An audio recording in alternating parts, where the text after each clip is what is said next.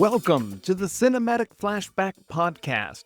Get ready to hop into the Wayback Machine as we journey through the wild, bold, and unforgettable films of the 1970s. Each episode will break down a classic or not-so-classic movie with a fun, fresh approach. We'll explore the who's who of each film, dive into the premise and the plot, see how it performed then and now, and wrap things up with, did it groove through the decades or did it lose its beat? In today's episode, we are going to talk about 1971's Dirty Harry, directed by Don Siegel and starring Clint Eastwood. Joining me again this week is Matt. Matt, welcome back. Thanks for having me again, and we're going to be reviewing a great seminal movie that really set the stage for a lot of movies in the future in the 1970s. It changed cop movies forever. Yeah, it did. It's also sort of introduced normal people to Miranda rights. 100%. We're talking today about Dirty Harry, the tough-as-nails San Francisco inspector who's tracking down a serial killer. It was released December 23rd, 1971.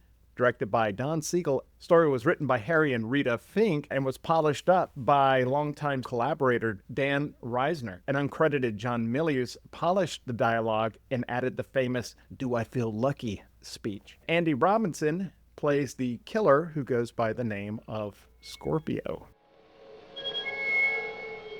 This is about a movie about a couple of killers. Harry Callahan. And a homicidal maniac. The one with the badge is Harry. Halt!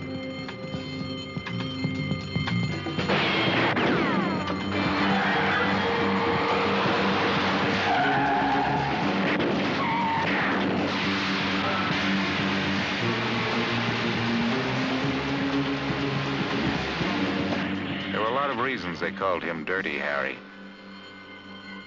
And he kept inventing new ones. You don't assign him. Stop! To murder cases. You just turn him loose. What the hell is he doing up there? Did you see this one in the theaters? I did not. I was only 10 years old at the time this came out, and I think I did see it pretty early on, probably earlier than maybe I should have.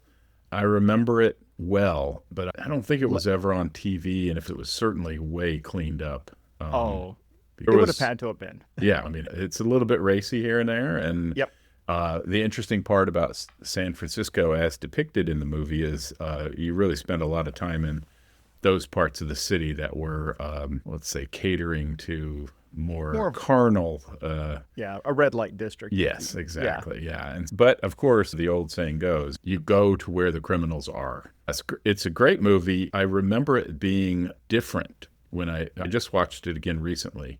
And it was cool to watch it again recently and say, it's actually a pretty simple film. I thought it was much more complex in thinking back about it, but after watching it again, it's a very simple storyline. It's a cop who's a bit hardened, although I remember him being much more hard-boiled than he is depicted in this movie, if you just take this movie by itself. Possibly in later Dirty Harry versions, they made him more hard-boiled, but in this one, he's clearly a cop who is on the edge somewhat because his partners get injured quite often, and you find out in the movie that his wife was killed in an accident. Yeah.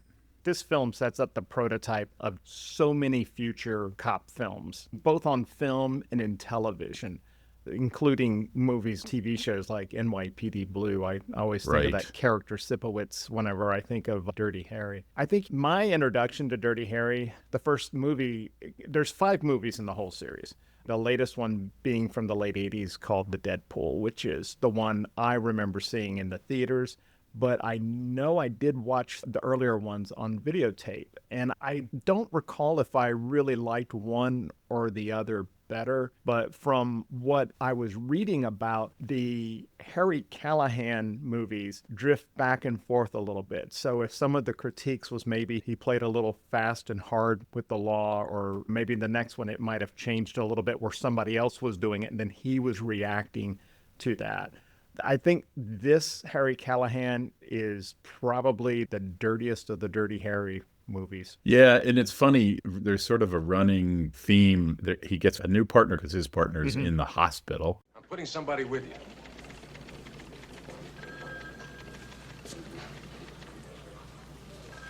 What are you talking about? You need a partner. What's the matter with the partner I've got? Nothing except he's in the hospital. So he'll be out in a couple weeks. Say hello to Chico Gonzalez. He'll be working with you. From a gunshot wound to the gut, which seems to his partner previous to that was actually killed. Yeah. So he's saying, I don't need another partner. And they assign him this young college graduate partner. And that uses, I think that's used in the movie for us to be able to get to understand Harry. He's not just striding around, not talking, because this character is low on words and high on action. So you needed a foil of some sort. So this character does that. Yeah, his partner, even his partner's wife, helps to pull out some of the details about Harry that we otherwise wouldn't have seen. Right, like the death of you knew his wife was dead. You didn't know what happened. And the wife of the partner, you find that out. The other thing that's interesting is that partner is a good partner, if it turns out. If you see, they work really well together. Harry lets him drive the car, which in typical cop movies, if you don't trust your partner, he doesn't drive the car. It. So I noticed that in the movie is like, he clearly has some trust for this guy after they work a very short time together, which I thought was pretty cool, because typically you would paint Harry very one-dimensional as being, the gruff, I don't trust anybody, this guy's a knucklehead. You don't get that because he lets him drive, and he drives pretty aggressively at points. So they're clearly of one mind how they're going to do things, which I thought was quite interesting in looking at it in retrospect. And you'll see the same kind of buddy cop pick, or when they're partnering up. Like if you think of the first Lethal Weapon movie, you have Riggs, who is joining Murtaugh. And Murtaugh is the more experienced cop. Riggs is the more unhinged cop. B is, I'm supposed to tell you you're breaking in a new partner in on this. Partner again? Yeah, some cat he's on loan from dope. Real burnout, on the ragged edge. Oh, perfect.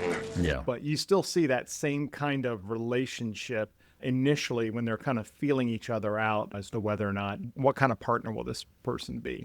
So I think you can't talk about this movie really without talking about the idea of Harry Callahan's weapon of choice. Now, he's a detective. He's an inspector, which means he's actually higher in rank than Jack. I even have better trivia on that one. What's that? So in the San Francisco Police Department, they're only referred to as inspectors. Oh, okay. Yeah, everywhere else, it's a detective. It's a detective. In England, an inspector is a rank, like a lieutenant. Right. And so that's where you would get increases. But they just call them inspectors in San Francisco, which I'm not sure if it's unique to San Francisco. I was wondering what's the difference between the inspector and the detective, and I came across that. Oh, very good. When I said that John Milius did some rewrites and he polished up the script, he was uncredited. But the things that he brought to it also were some of the bigger over-the-top things, like the choice of weapon that he used. And I know that you know a lot more about weapons than I do. What firearm is Harry carrying here? So Harry is carrying the .44 Magnum by Smith & Wesson. It is the Model 29, and I think he had like a 6.5 inch or 6 inch barrel on it, which is quite a giant gun, commonly referred to as a hand cannon. It is not one that any policeman would probably ever carry, and the reason is it's incredibly heavy. It's a giant gun, and it has to be heavy because that load, that .44 Magnum load, that refers to not only the diameter of the bullet, but the amount of powder that's in it. That's the Magnum. It's a longer shell casing with more powder in it. So it's incredibly powerful. It really was designed for having as a sidearm when you're hunting bears. It was not something you would carry around the streets of San Francisco. You couldn't run with it. It would beat you to death. But it was good in terms of this movie. The other famous part about this is that it is a 6-shot revolver. They're famously inaccurate because you have part of the barrel is moving, the part with the cartridge in it, and it has to line up perfectly with the barrel. Typically, that doesn't happen. If you really wanted to shoot accurately with a gun, you would have some sort of automatic that lodges the bullet into the barrel in the exact same way every time. It's great for cinema because it's a giant gun and it photographs well. and it makes a very distinctive sound in the movie, and they do a great job with that, because I think the first time you see in the movie, he pulls it out during the bank robbery. Oh, what a scene. Yeah, that is a great scene. That scene is so classic. I had forgotten a lot of details about this scene.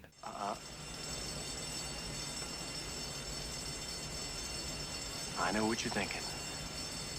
Did he fire 6 shots or only 5? Well, to tell you the truth, in all this excitement, I've kind of lost track myself. But Ian, this is a 44 Magnum, the most powerful handgun in the world, and would blow your head clean off. You've got to ask yourself one question. Do I feel lucky? Well, do you, punk? They do a great job with this storytelling, because what you find out from this scene is not only that it's an exciting scene and everything, but you find out that Harry is incredibly observant. And they do give us a hint in the movie, because of course they're trying to lead us along, because if you just had Harry go, hey, is that car still idling? You would be like, why? In the movie, they show the guy sitting in the car. They show the cigarettes piling up outside of his window on the ground. So clearly he's been there for a while. Harry notices this when he goes into his favorite coffee shop, has some banter with the owner, and gets a hot dog and he wants to finish it. And then, of course, you also learn somewhat about Harry as he has the owner call the police and tell him what's going on. And then he's sitting there eating his hot dog, hoping that the police get there. And he says that, please wait for the cavalry. The cavalry. Hey, before we move forward, Sure. when he's walking into the restaurant, did you notice the cinema marquee that he walks by? No, I didn't. Oh, okay. So on the cinema, it was showing Play Misty for Me. Oh. Which was Clint Eastwood's first directorial movie. Think about this, though. In the world of Harry Callahan, Clint Eastwood exists. Yes. That's bizarre. Funny. I always think those are those little inside jokes that they do for each other that is hilarious. They probably, who knows when they were filming it, they probably had to get the guy to put a marquee up and say, this will be out by then. This is great advertising. I think the locations that they shot on were all over San Francisco. Due to the stunts with the car and with the shooting and everything, I think this was filmed on a stage, on a back. Was it? back Okay. lot. Well, that's Yeah. even funnier. So they definitely Yeah. set that up. It was very purposeful. So I will tell you a funny anecdote about Clint Eastwood movies. My brother was a huge fan of Clint Eastwood's spaghetti westerns, right? Like The Man with No Name kind of movies. Yeah, all of those. All All of of those. Fistful those. of Dollars. Yeah, Good, the Bad, the Ugly. Good, the Bad, and the Ugly. Yeah. He loved those movies. He absolutely loved them. And it was funny when you follow Clint Eastwood's career. He basically went out to do it as Sergio Sergio Leone. Yeah, that's it, Leone. And The spaghetti westerns. the spaghetti westerns, but they're great movies when you watch it. They're super hokey, but my brother just loved them, and we had to watch them whenever they came on TV. He would make us watch it. It was pretty funny. It's one of my very treasured memories of my youth is like any Clint Eastwood spaghetti western game on, we were watching it, and this went on all through most of my young life. So I knew Clint Eastwood from that. We knew Clint Eastwood from a bunch of other movies. He was a known quantity for the most part, although not as well known as he was once these series came out. He was also on television. I thought he was maybe on Wagon Train or one of those. Yeah, he was. Or he was some sort of cowpoke or something. That was why he got the spaghetti western roles, I think, is because he could ride a horse. There was something about that. So it's funny. The character of Dirty Harry was originally envisioned to be in his late 50s, like 55 to 60 years old. Clint Eastwood was 41 at the time. He had been acting for years by the time he got to this film. Like you said, he's very well established. I know we talked about this during the French Connection, but America was in a transitional time. And so in terms of stories that were being told, we were transitioning from the cowboy movie into the cop movies. I think Clint Eastwood, after Dirty Harry, has established himself as the biggest action star, even surpassing John Wayne. Yeah, I would definitely agree with that. I do remember some of this undercurrent of the large amount of change that was going on in our society, right? There was a lot of people, and they make reference in the movies, like your hair's too long, you need a haircut. The protagonist, the bad guy, has got a big bushy head of hair. He looks sort of like what we would term as a long hair, and he's very despicable. We know we can trust somebody who protects children and women. Yeah. And you hear about that in the movie. He gets dressed down by the mayor about an alleged rapist. Callahan, Sir? I don't want any more trouble like you had last year in the Fillmore district. Understand? That's my policy. Yeah, well, when an adult male is chasing a female with intent to commit rape, I shoot the bastard. That's my policy. Intent? How did you establish that? Well, a naked man is chasing a woman through an alley with a butcher knife and a heart on. I figure he isn't out collecting for the Red Cross. I think he's got a point. When a rapist is. Yeah, it goes, but it gets pretty bad. But the funny part is the mayor's just like, okay, I guess so. He goes, he may have a point. I think another thing that resonated with the movie-going audience at the time was the character of Scorpio. Scorpio is the moniker of the bad guy in the film, and it's heavily influenced by the Zodiac killer. The name Zodiac was the pseudonym that an unidentified serial killer had taken who was murdering known victims in San Francisco in the late 60s. And the scary thing is that the Zodiac killer was never caught. Well, is that true still? Because That I is still thought they true. caught him through the DNA tracing. The way in which they handled DNA on the stamps, they didn't handle it very well. Other serial killers that had cold cases were resolved due to DNA, but what I read and what I researched on the Zodiac was never caught. There's a lot of similarities in the Zodiac and with Scorpio, including the Zodiac would send these taunting letters to be published in the newspapers. And if they didn't, he would go on a killing spree or blow up things. He would include these cryptograms in them. There were 4 altogether, and 2 were solved, 2 were not. At one point, he threatened to shoot a tire out of a school bus, and as the little children were exiting, he would shoot at them. The symbol that I thought was interesting was the symbol the Zodiac would always sign his letters with, the crosshair. At the very beginning of the movie, when Scorpio is about to take his first victim, the first thing you see is he's looking through the scope, and the young woman in the pool is swimming within his crosshairs. There was definitely some fear, and you can imagine with the Zodiac killer, it's all in the newspaper. Remember, we're not even on the internet at that point. That makes a lot of sense on why that hit.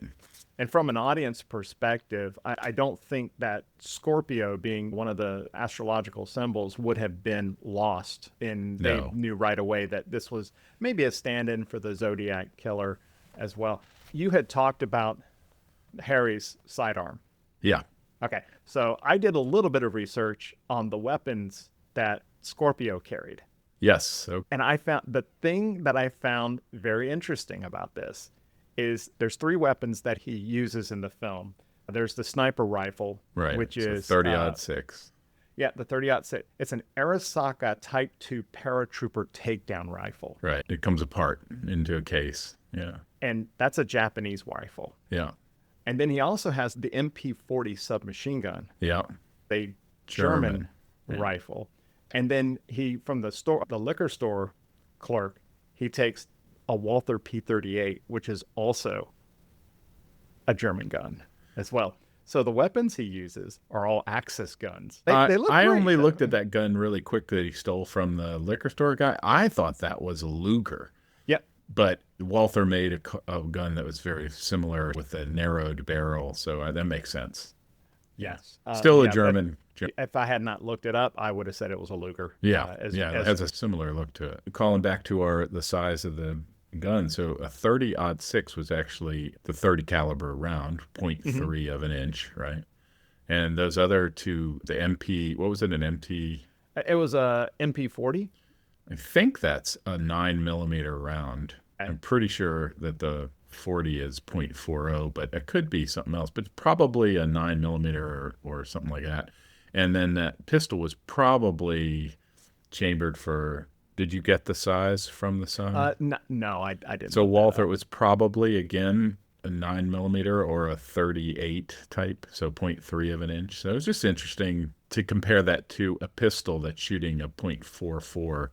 It's just, pistols obviously have shorter barrels, so they don't shoot as far and aren't as accurate, but it's just interesting to see the biggest of all the shots were being fired by Harry Callahan. And you mentioned the weight of the Smith & Wesson. Yeah. Originally, the actor that was tied to play Harry Callahan was Frank Sinatra. And he fit the profile. He was Right. 55 years old at the time. Sure. They were going to get Irv Kershner to direct the film. So Irv Kershner, he went on to direct the best Star Wars film ever, The Empire Strikes Back. But Sinatra had injured his hand, and he was not able to hold the Smith & Wesson. That gun is heavy. I'm telling you, I used to have a 357 Magnum years ago with a 4-inch barrel, and that was a heavy gun. So I can't imagine holding a 44. Now, everybody always asks, is it still the most powerful handgun made in the world? And no, it is not. The power of a gun comes from a variety of different things. One is the size of the cartridge and how much weight is in the bullet and how much powder, but also how long the barrel is, so how fast the bullet can get going because of the back pressure. Because, with a short barrel, once the bullet leaves the barrel, there's no more pressure pushing it down. So that's why rifles have a higher power coming out, because they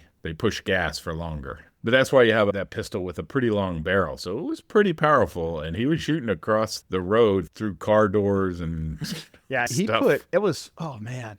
So he put in the bank robbery scene, he was able to shoot the driver of the car that was coming straight at him. So one of the things that I picked up on is like when he's eating the hot dog and he's waiting for the cavalry to come, the first thing he hears is prior to the bell of the alarm of the bank going off, you hear a shotgun blast. Immediately, he already knows that these are armed criminals. He's walking down the road, still eating and chewing on his hot dog, and he fires at the guy holding the shotgun. And then a couple of the robbers get it into the getaway car, which he shoots, and it flips over and it hits. And eventually, well, let's say in the movie, he fires off a bunch of rounds because no one thinks to count them during that scene. I think he's counting it. Oh, he absolutely is counting. You would have to always know, knows. Right? You have to know. Because if you have 6, you need to know if he fired 6 or if he fired 5. Oh, he absolutely knew whether he had a round left or not. There's no doubt about it. And we know that at the beginning you're thinking, did he maybe not know it? And it turns out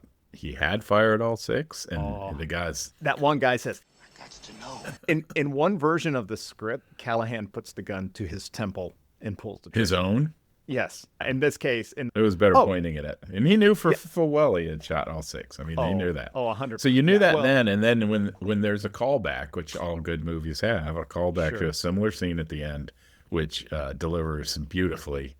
I was trying to count the shots at the end, because knowing how it ends, I'm trying to count how many times. And because they're in this rock quarry with all this machinery, I was not able to follow who was shooting. I got lost in that one. But I'm just going to assume that based on movie magic and accuracy, that he fired the number of rounds that he said he found. Just real quick, going back to guns and police work. Nowadays, policeman carries a lighter gun, 9mm, usually a Glock or something special, similar, usually holds up to 13 rounds. They don't want to have to reload if they actually have to fire their weapon in the middle, whereas a 6-shooter, reloading revolver is a slow process. You certainly have seen that they can reload them quick in some other movies where they pop it open, they dump all the shells onto the ground, but it's very often that a spent cartridge doesn't come out easy.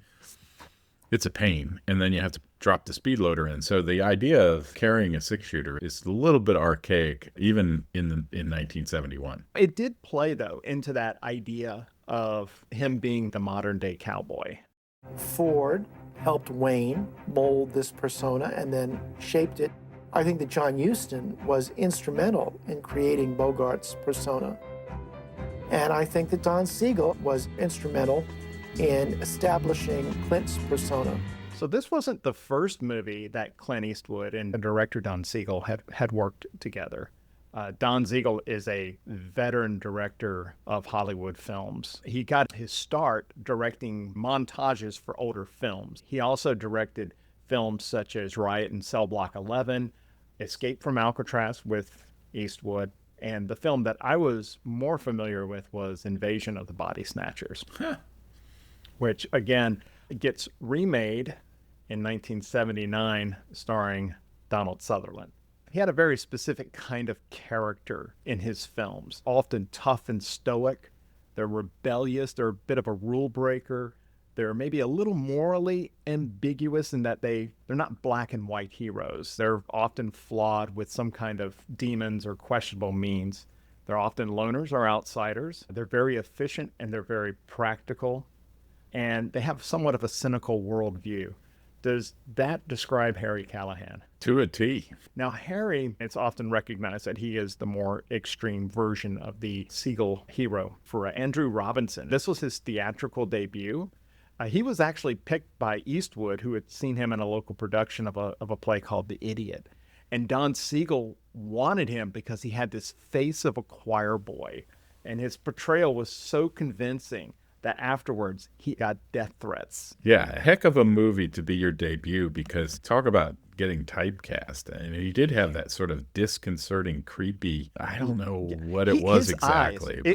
There's a scene where he's wearing a ski mask and all the acting is coming from his eyes.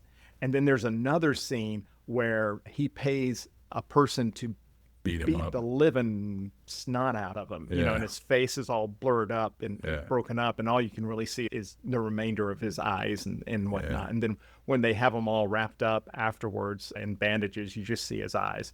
And it's always a little bit crazy and unhinged. Yeah, for sure. He does a great job with that. It is tough to be an actor who portrays that role.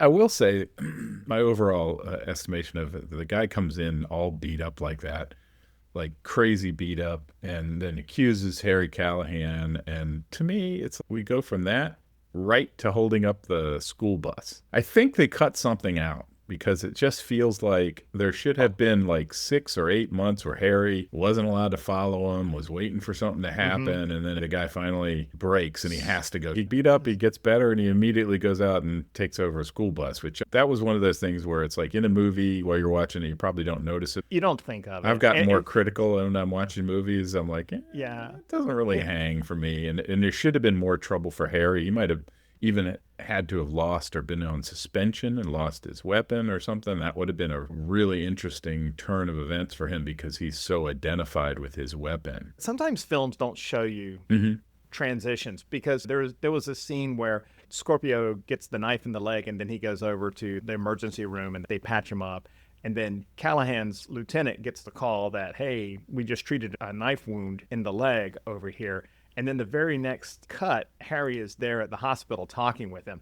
And when I watched it, I was like, wait, how did he get from point A to point B? Yeah, they just cut it. We're not going to show it. They don't need to show him driving. And I get that one. That one's easy to follow. I just think the one where it seems like more time. Why get beat up like that if it's not actually going to really impact Harry and the department? So I think the scene where he's in the hospital after being beaten up was to introduce this idea of accused rights versus the victim's rights. Harry goes to the DA, who is saying, haven't you heard of Miranda? Haven't you heard of Escobedo? And these are all Supreme Court cases that were decided within a few years of the movie. Of course, Miranda, we all know that, because if you're going to be questioned by the police, you have to be read your rights. And then for Escobedo was about their counsel during police investigation. And if you think of the scene on the football field, both of those are completely violated. And that's why the DAs end up letting Scorpio go, which is what then allows him to go to the liquor store, which then has him go get on the bus with the kids. So I will point out a slight difference in that. And what they were really talking about was any of the evidence that was gathered after he kicked in the door without a search warrant was basically null and void. So the first part of that, it was the gun that was used, that they had the ballistics, they could prove it was his, was accessed through kicking in the door. Now, I have to say that's where the judge equivocates a little bit, because there was someone's life at stake. And in those, what do they call them? Those circumstances, they're the rules of being able to enter. So that probably would have been okay. But him actually putting his heel on the guy's injured leg and questioning him without arresting him or reading his Miranda rights, that's definitely outside of the rules. But of course, Harry's upset about this, but he doesn't go crazy, because he's very controlled. He's very controlled, but he's in control. Very calculating. Well, I was thinking, I was like, this seems right. But this is the girl that has a limited amount of air supply that is buried. Right, but at this point, they're talking to the judge, and she's dead. Well, She's dead. yeah, but when he put his hand on, when he put his foot on the leg, yeah, right. No, so I get that. I'm talking about in the scene with the judge and the DA. Harry's angry that they're going to let this guy go, and the reason you find out when he walks out is like, how do you know he's going to do it again? He goes, because he enjoys it. So it was one of those things where he's a step ahead of these people. He knows this guy's going to go out. He's trying to save the future person's life who's going to get killed, but they don't seem to care. And I'm not going to lose any sleep about it. I'm just going to basically get this guy when he does invariably commit a crime again. We have a certain knowledge about Scorpio that if this was happening in real life, we really wouldn't know that he is guilty. Right. And we may want to play by all the rules. I think one of the appeals of this movie is that Harry is more concerned with justice. It might not be what's legally right, but what is just. It's getting back into that Don Siegel's character. Right. Cop. A good example of that is going up in the ladder thing to get the guy who's going to commit suicide. Aren't you going to try to grab me? A friend of mine was up about 20 floors with a jumper a few years ago. And the jumper grabbed him, they went off, and 20 floors down, just mashed him all over the pavement. Couldn't tell which legs were with which arms were with which, and it was a terrible mess. I tell you, I almost threw up myself. I'd just like your name and address, that's all. Why? Well, like I said, it's such a mess down there afterwards, and it makes identification impossible. Even if they find your driver's license, all that blood and everything. Oh, yeah. And he goes up there and he just starts telling him what a mess it's going to be on the ground. And basically grosses the guy out. And he's not nice about it. He's telling him, that's like, I'm just trying to tell you this is what it is. Knowing full well he's basically spooking the guy. And then he grabs him. And with no ceremony, he's like holding him barely onto the side of that box while they lower him. And he doesn't care. If the guy struggles and falls, he dies. But he's super efficient because he's just going to go up there and get him. And then at the end of that, which I thought was really telling, is he's talking to the new partner. Now you know why they call me Dirty Harry. Every dirty job that comes along. This is the scene that Clint Eastwood directed, and is the reason why he has a directorial credit on this film. Which is that? Going up in the suicide jumper. Oh, so, yeah, he did a good job. So it was, they had already predetermined that Eastwood is a director, and he's going to be way up high, going up inside up this bucket, and they're going to have this conversation with him and the stunt man that's going to be up high, and then they're going to do that stunt where the jumper ends up on the bucket and then comes down. And so between having lighting and a cameraman up there, they just said, hey, Clint, you go ahead and direct this particular scene. That's great. Yeah, it just so happened, though, that Don Siegel was sick that week, or that during that night. So, but that had nothing to do with it. The studio had set aside on their schedule 6 days to film this. Clint Eastwood said, I can do it in 2.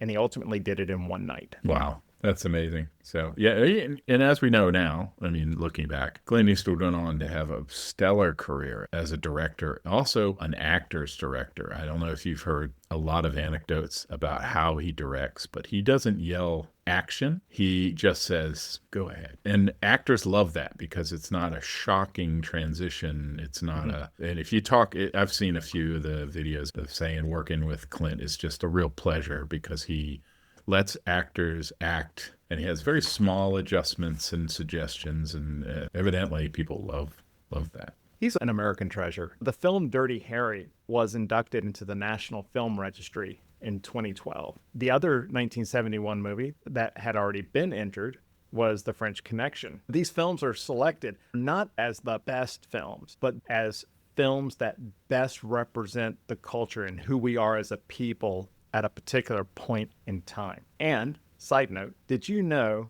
that in Culpeper, Virginia, is the Packard Campus for Audiovisual Conservation of the Library of Congress? I did not know that. They have a 205-seat theater, and they regularly show movies and television, both digitally and on film, that you can go up to see. I think we might have to do an on-site. I'm going to do a live podcast. I was searching to see if they had shown Dirty Harry. They had shown other movies that were inspired by Dirty Harry, but I could not find where they had you have to show up to get your ticket. There's no pre-booking or anything like that. So you could possibly go up and not be able to get, in which case then we go out and have dinner. Yeah, exactly. So I have family up there. I talked a lot about some other stuff with the gun. The most interesting part about the big 44 Magnum, they originally reused a 44 Magnum with a 4-inch barrel, but when they did some screen tests, it just looked too ridiculous with this tiny little barrel. The actual movie posters show a 8 3/8 inch barrel, which is a huge barrel. They actually filmed with a 6.5 inch barrel. So it's funny, there's all these different sizes that were happening. And that's all sort of cinematic magic, right? In the poster, they wanted to show how it's so commanding. And in the actual filming, part of it had to do with handling an 8-inch barrel is ridiculous. It's so heavy and so hard to get out of the holster.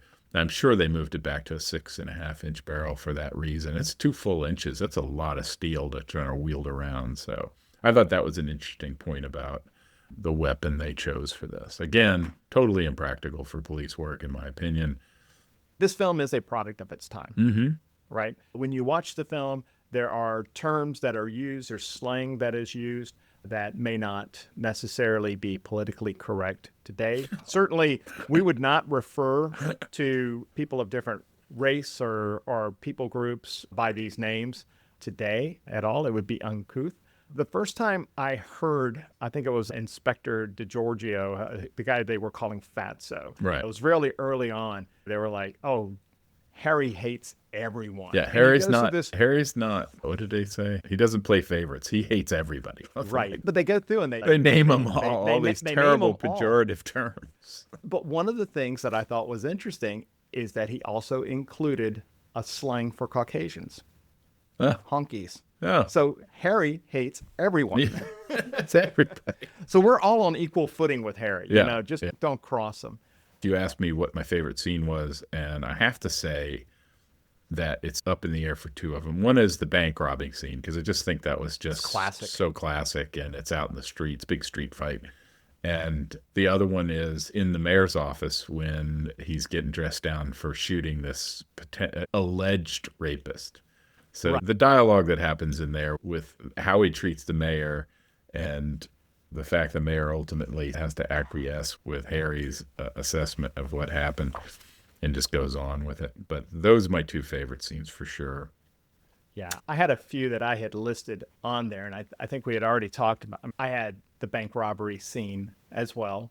I also really liked the Kezar Stadium scene, and I thought what was really cool about that was when it was pulling out at the end, and they obviously had some kind of aerial camera that they were pulling back maybe on a helicopter, and you have all the nice San Francisco fog. It's all before drones, so covering up. Oh yeah. I keep wondering, sometimes they filmed things and they'll display them in reverse, but they would have filmed them just bringing in. I wasn't sure if they had done it that way, but I thought the whole scene was great for the reasons why we talked about. And another scene that I really liked was where Scorpio goes and pays the guy $200 to beat the living snot out of him. Yeah, and the last one is this one's on the house. Yeah. And the final scene that I liked was the culmination.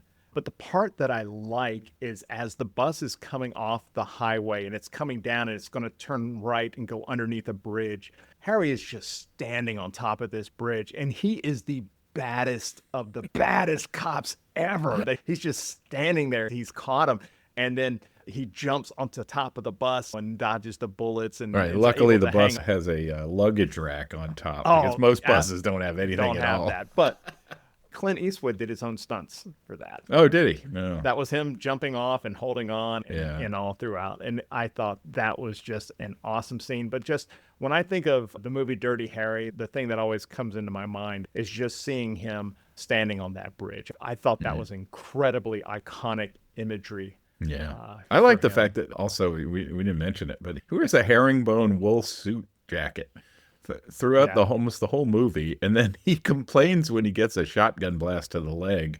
His doctor is removing the pellets. Gonna cut his pants. And he says, "I'm going to cut your pants." He's like, "No, you're not. I'm going to take them off. They were $29.50 or something like that." Well, now $29.50 back in 1970. It's hilarious. But it's still going to have a hole in it with blood. So I don't know why he's so worried about him getting cut out. I think we can slide into the commentary with the French Connection in this movie. I think the difference with the French Connection in this is, I think the French Connection really shows a lot more of that down and dirty police work that, the talking to the informants and the roughing up of people that you didn't see in Dirty Harry. You saw this guy's a guy of action. He's pretty simple. Things kind of fall in his lap, the bank robbery, and he deals with it. He gets some information. He doesn't really shake down a lot of people to get info. It doesn't seem like.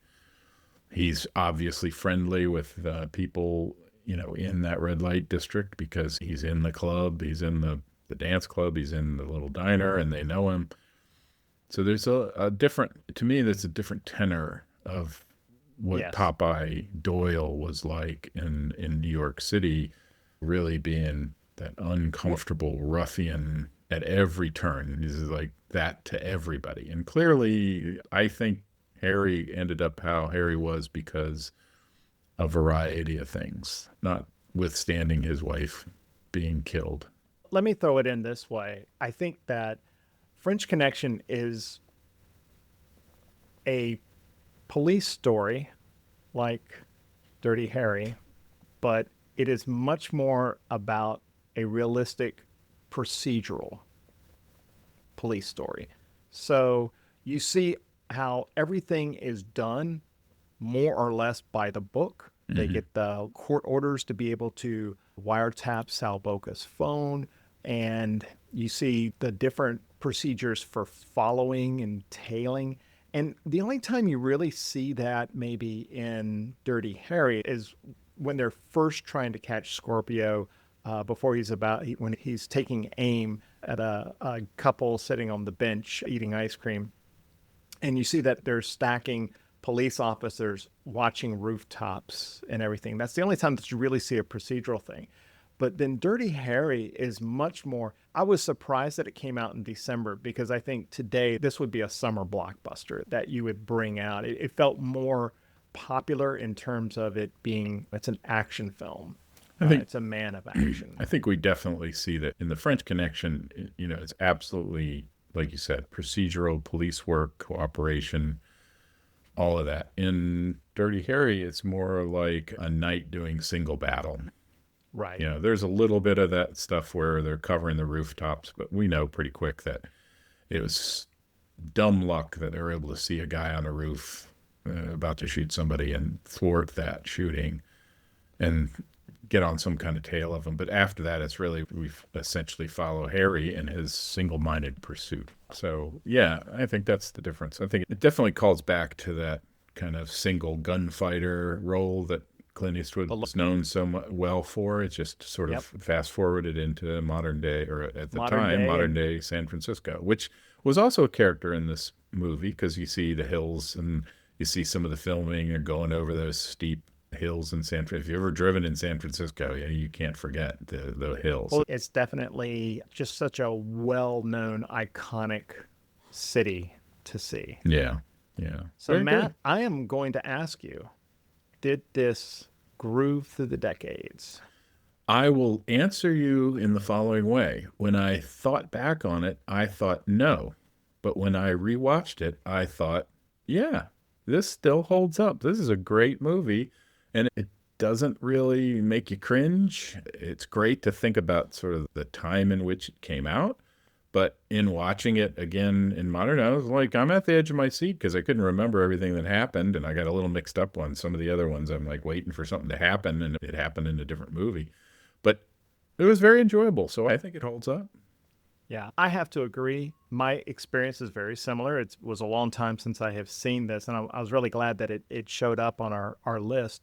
However, I was thinking after watching French Connection and knowing that this is more of a, not to be derogatory, it's more of a popcorn movie. It's more entertaining. Absolutely. It's easier to digest. It hit me that Dirty Harry established the blueprint of the renegade cop archetype. In fact, it set up the entire serial killer as the bad guy. And you can see this in movies such as Lethal Weapon. You can see it in Die Hard. You can see it in 48 Hours. Heck, you can even see a very funny version of Harry Callahan in Beverly Hills Cop with Axel Foley. And of course, I cannot forget to mention Marion Cobretti from Cobra, which again is another great role by Sylvester Stallone. It was a great movie. It was fun to sort of take a trip back. And again, like I said, I was 10 years old, so I did not see this in the movie theaters. I saw the others in the movie theaters, I'm pretty sure, because they came out in following years. I was already a big Clint Eastwood fan even before that because of those spaghetti westerns and my brother. When they would come on the TV, this is even before VCR, they'd come on the TV and we'd have to watch them. And it was funny. So like he loved the Three Stooges. He still loves the Three Stooges. So anytime the Three Stooges were on, we'd watch them Saturday morning in black and white. And I agree. I am always up for the Three Stooges. I think that's going to wrap up our episode on Dirty Harry. Thank you, Matt, for once again joining me. And I also want to thank our listeners for joining us. Please be sure to subscribe so you don't miss an episode. If you want to contact us, you can email us at podcast@cinematicflashback.com or leave a comment on our Facebook page, the Cinematic Flashback Podcast. Also, we are trying to build this show, and we would deeply appreciate a review on the platform you are listening on. If you enjoyed the show, please consider giving us a 5-star review so that we can reach more listeners. So join us next time as we take the Wayback Machine to the 70s to explore another film from that decade.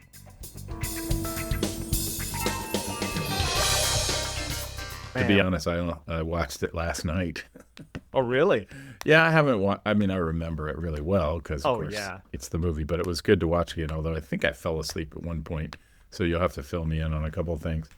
Any particular area or? I think it was where he has I think he breaks up something where he says, you don't think we are just going to let you walk out of here? And the guy's like, who? Me and Mr. Smith and Mr. Wesson or something like that. I didn't remember that. Do you remember what scene that was? Actually, that was from a different movie. Oh, is it? That's from Magnum Force. Yeah, that might be from another one. Okay, good. Then I didn't miss anything. Okay, the right movie. No, I watched the right movie. I just was thinking, are we recording now?